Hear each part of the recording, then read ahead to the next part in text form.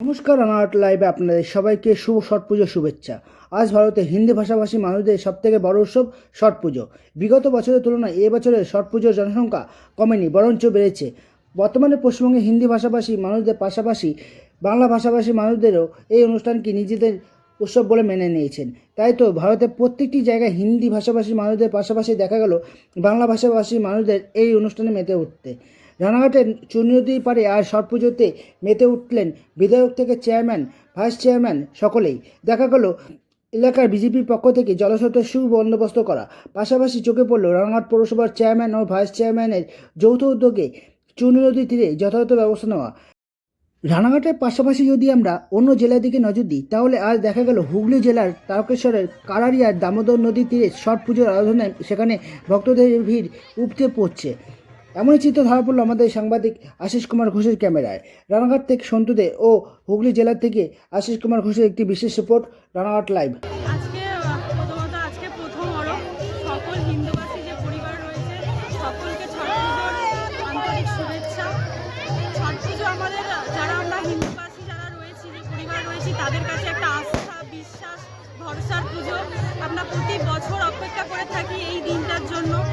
এই দিনটা যারা উপোসটা করে তারা হচ্ছে প্রায় 36 ঘন্টা তারা নির্জলা উপবাস থাকে, শুধু তাদের পরিবারের সুস্থতা কামনার জন্য, পরিবারের ভালো থাকার কারণে। এই পুজোটা আমরা বিশেষ করে প্রকৃতিকে করি। দেখুন, প্রকৃতি প্রতিটা দিন আমাদেরকে কিছু না কিছু দেয়, কিন্তু তার বিনিময়ে আমরা প্রকৃতিকে কি দিচ্ছি?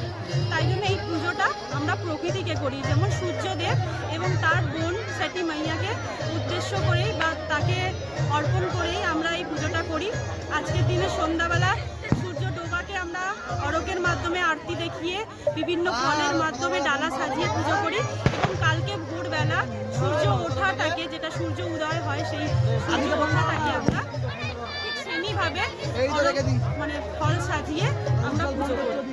আর এই পুজোর মাধ্যমে আমরা চাই পৃথিবীর সকল মানুষ সুস্থ থাকুক, আমাদের পরিবার সুস্থ থাকুক, সকল মানুষ ভালো থাকুক। ছট মাইয়ার কাছে এটাই কামনা করি। পূজা